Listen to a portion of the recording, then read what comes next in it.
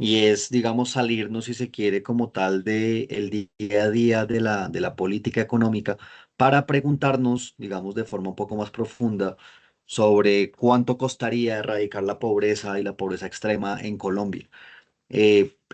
Digamos, hay un debate grande que se ha venido dando desde aproximadamente de forma intensa hace 10 años sobre dar renta básica universal que básicamente haga que se supere la pobreza. El contexto grande de este debate, si se quiere, está enmarcado en muchas veces los estados, digamos, crecen bastante, a veces, digamos, son eficientes, ineficientes y demás, pero hay un montón de personas que han dicho, oiga, pues, ¿qué tal si en lugar de dar un montón de programas condicionales a ciertas condiciones de las personas y demás, qué tal si buscamos un enfoque en el cual le complementemos a la gente el dinero tal que salga de la línea de la pobreza y de la pobreza extrema? Si se fijan, este enfoque o esta idea, pues básicamente está presente en la reforma pensional en el Pilar Cero, ¿no? En el cual se da una renta básica. Entonces, pues básicamente eso es lo que queremos hacer con este informe, poner o mostrar los números que calculamos para tener simplemente una conversación y pues que, ¿por qué no? Pues que digamos en el país se debatan temas como este y similares. Entonces, bueno, este es nuestro informe 61. Acá simplemente lo que hicimos fue calcular cuánto costaría erradicar la pobreza y la pobreza extrema en Colombia, evaluado diferentes mecanismos de intervención.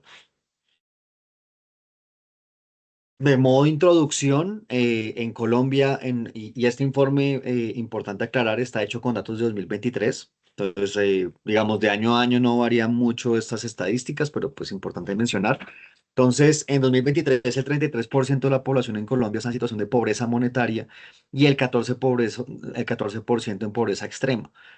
Por supuesto, uno siempre espera que la proporción de pobreza monetaria, que es más alta, perdón, que la línea es más alta, sea mayor. Entonces, tal cual como nos describen acá, la pobreza monetaria se define con ingresos inferiores a 435.000 pesos mensuales, mientras que la pobreza extrema se determina por ingresos menores a 219.000 pesos mensuales.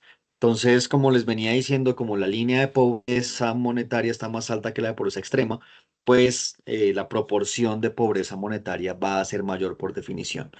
Entonces, este es un debate, digamos, largo. Somos un país bastante desigual en la mayoría de mediciones de desigualdad que somos.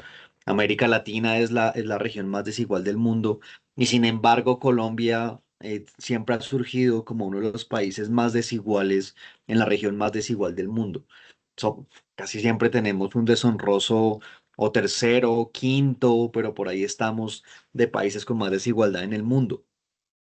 Entonces, claro, este debate de tenemos una proporción significativa de la población en pobreza y en pobreza extrema, ¿cuánto nos costaría sacarlo? Pues por supuesto es un debate de relevancia social, política y económica. Entonces, ¿qué analizamos acá? Analizamos la posibilidad de una renta básica para erradicar la pobreza y esto pues probablemente pueda tener implicaciones en el mercado laboral y en la estructura salarial, que digamos es el otro debate amplio de esto, ¿no? En dado caso que una sociedad decida dar renta básica, ¿qué termina pasando en el comportamiento de los hogares y de las personas? Entonces, acá digamos este informe digamos tiene, voy a reducir. Tiene, si se quiere, un menor número de tablas de los que usualmente tenemos. Acá, hablando de las proporciones, el 14% de la población en pobreza monetaria extrema equivale a 7.153.000 colombianos y quienes están en pobreza monetaria son casi 17 millones. Recordemos que Colombia son 50 millones, entonces pues estamos hablando de una parte significativa de la población. Acá tenemos las dos líneas, como ya les mencioné, los valores monetarios. Y uno puede hacer cálculos, por supuesto, si, qué sé yo, en lugar de tener varias entidades o ciertos gastos públicos, digamos que existen hoy, ¿qué pasaría? o con cuánta gente podríamos sacar de la pobreza con 1 billón de pesos. Entonces diríamos, oiga, si usted coge 1 billón de pesos y lo reparte en renta básica a las personas, con 1 billón de pesos sacaríamos a 38.000 personas de la pobreza monetaria extrema y a 192.000 de la pobreza monetaria. Y el costo, en dado caso que quisiéramos subvencionar la pobreza, estamos hablando de 18, 19 billones de erradicar la pobreza extrema y de 88 billones, 87,4 para erradicar la pobreza monetaria. Acá están las proporciones, por supuesto, del PGN. Sabemos, digamos, que estas proporciones pues son significativas. El año pasado, un año, digamos, de ajuste fiscal importante, el decreto de aplazamiento fue de 28 billones. Fíjense que es mucho, o sea, eh, básicamente, pues está entre las dos magnitudes que tenemos acá. Y como mencionaba, ¿no? Acá no estamos diciendo que Observatorio está proponiendo que esta sea una política, sino la estamos poniendo para cuantificarla y para pensarla. Otra cosa que hay que mencionar es que fíjense que acá simplemente lo que se hace es básicamente multiplicar la línea de pobreza por la cantidad de personas y lo que en este primer ejercicio es démosle a todas las personas la línea independientemente si están ganando o no ganando ingresos y eso va a ser parte de los ejercicios que vamos digamos, a simular, digamos, eventualmente. Entonces, ¿qué impactos uno pudiese esperar en el mercado laboral y en las finanzas públicas? Las finanzas públicas, pues por supuesto es evidente dada la magnitud, las magnitudes que ya mencionamos. Sin embargo, algo que se discute mucho en términos también de trabajo digno y de toda esta discusión un poco más amplia, es que una renta básica podría aumentar el salario de reserva, permitiendo a los trabajadores rechazar empleos de baja calidad. ¿El salario de reserva qué es? El salario de reserva, digamos, desde un punto de vista económico, es el mínimo salario por el cual la gente va a trabajar. Entonces, ¿cuál es todo el punto de algunos que están a favor de políticas tipo renta básica? Lo que dicen es, oiga, básicamente la gente ya no se va a regalar por un salario de hambre porque ya tiene, digamos, una renta básica.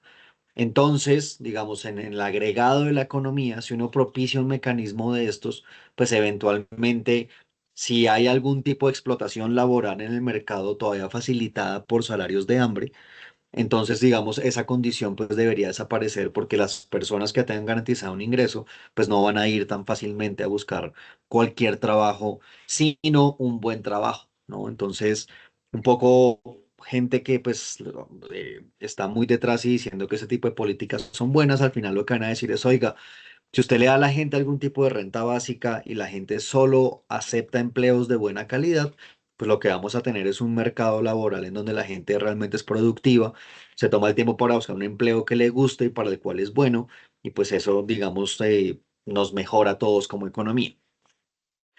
Detractores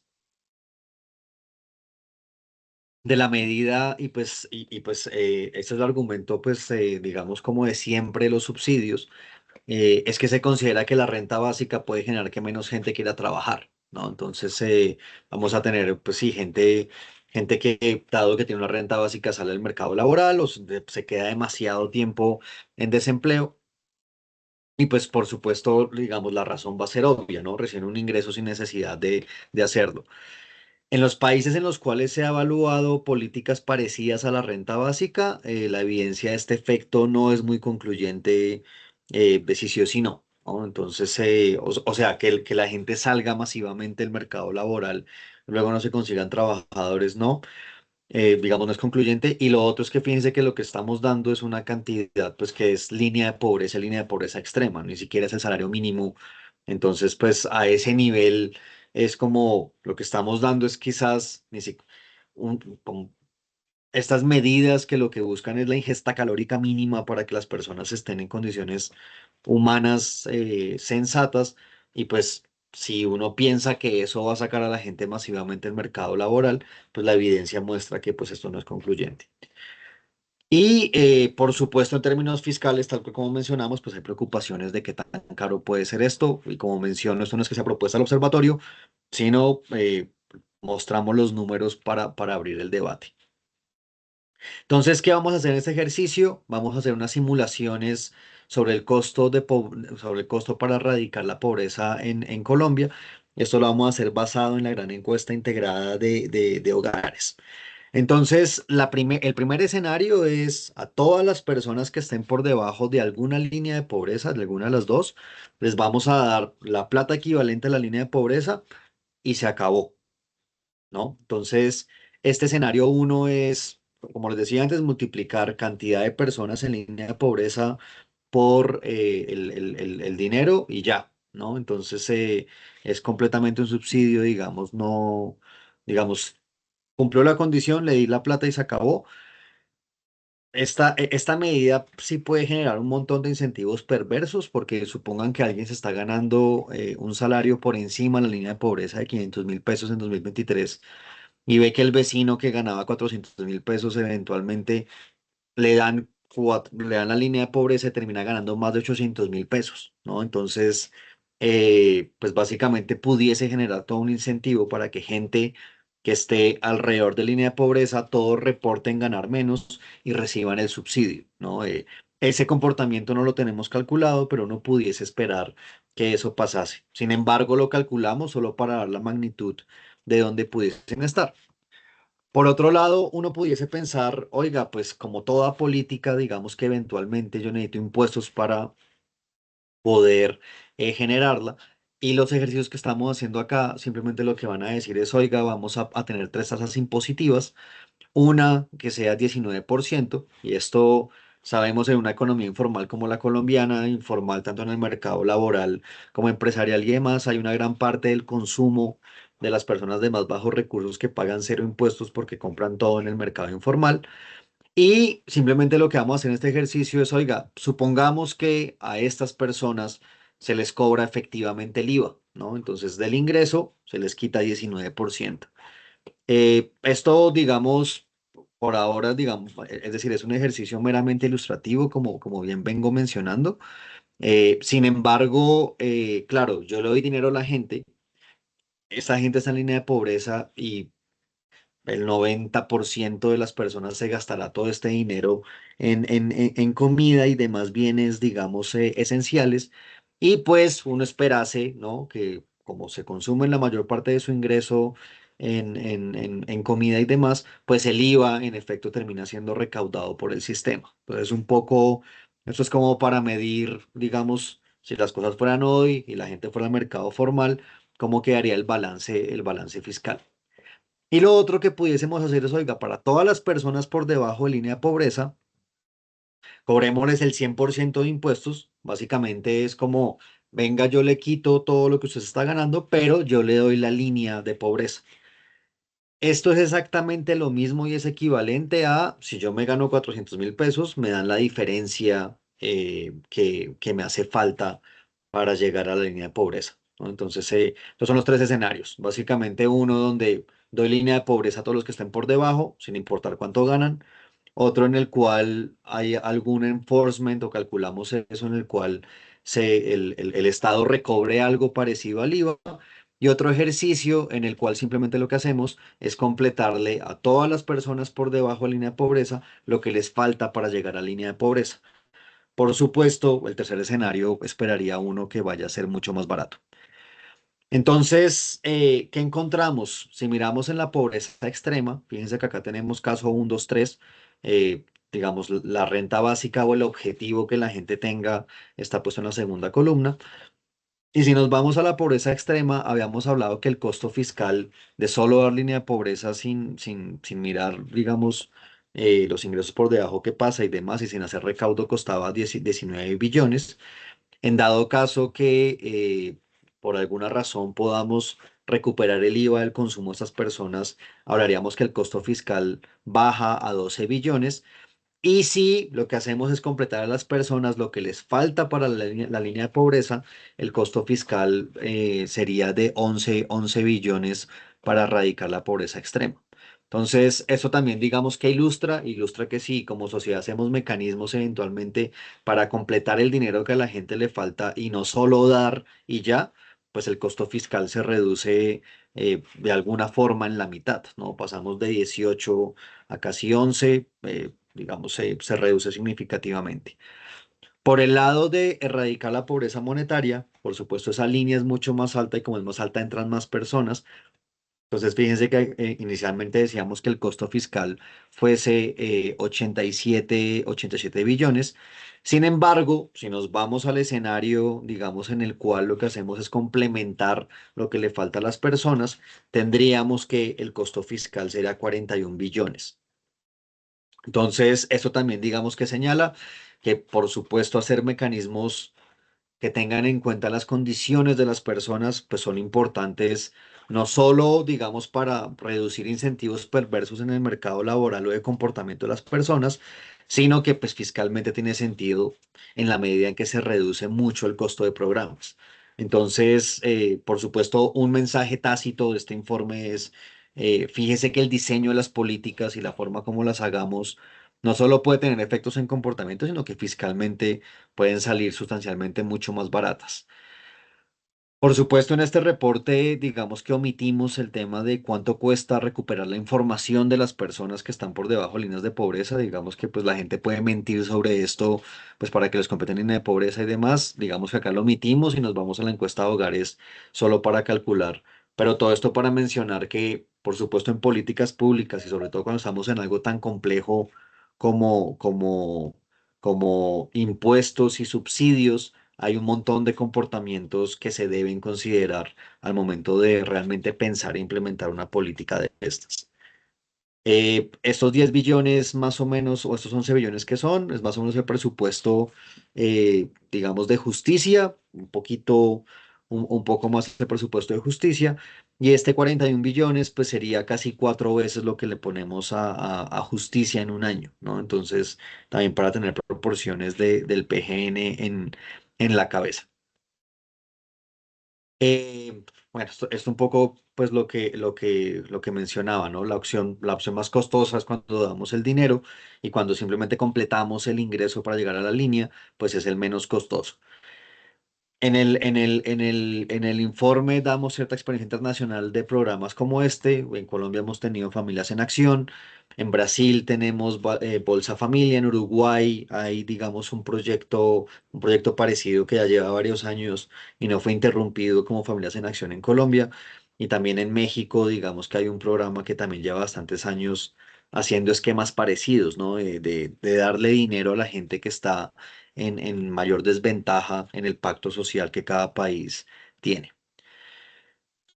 Como conclusiones, evidentemente sabemos que pues, la pobreza sigue siendo un desafío estructural en Colombia y pues esto también es cierto, por supuesto, en un contexto de violencia y de conflicto como el que desafortunadamente todavía tenemos. Eh, Se requiere eficiencia en la asignación de recursos públicos y un enfoque basado en resultados para mejorar la efectividad del gasto. Eh, Tenemos un debate muy grande como sociedad hoy en día. Como ustedes saben, ya hemos hablado a veces de déficit fiscal y todo esto, digamos que está viniendo pasando en las finanzas públicas. Y parte de lo que uno se puede preguntar es, oiga, ¿el gasto como lo estamos haciendo es efectivo? Y una posible solución a esa respuesta es, pues en lugar de tener una burocracia muy costosa, quizás si usted le entrega renta básica a las personas, logra más rápidamente los objetivos. Quizá, ¿no? Eso digamos que pues hay que discutirlo ampliamente. Y pues, ¿qué queremos con este informe?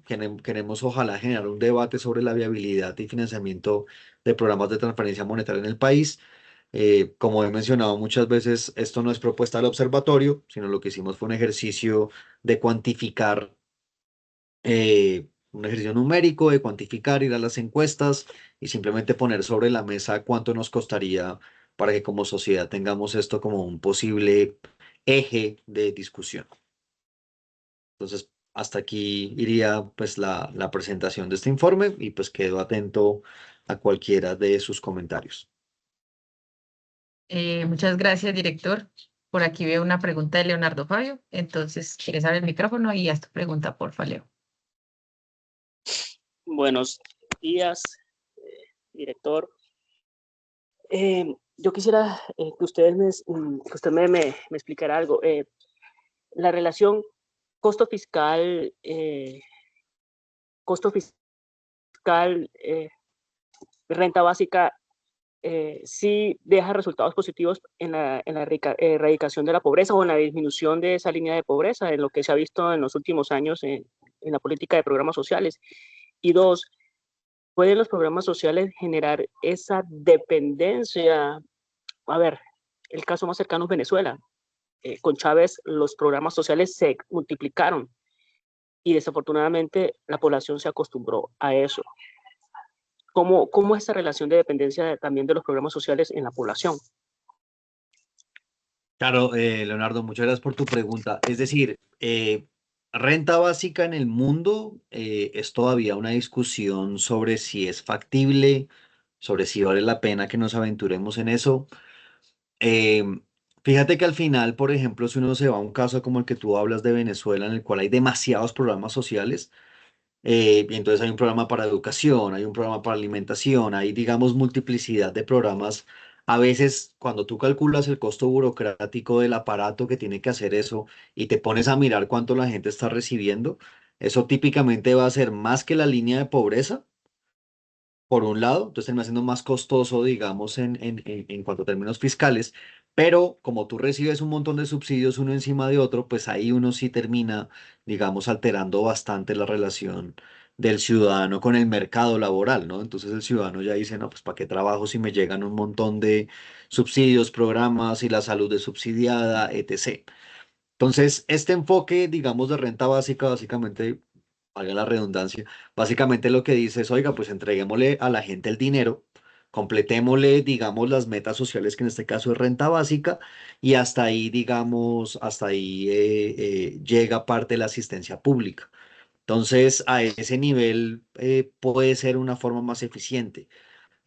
Hay países, hace de cuenta que no renta básica como tal, pero por ejemplo, Noruega es un país que a los menores de 28 años les entrega de forma incondicional dinero, ¿no?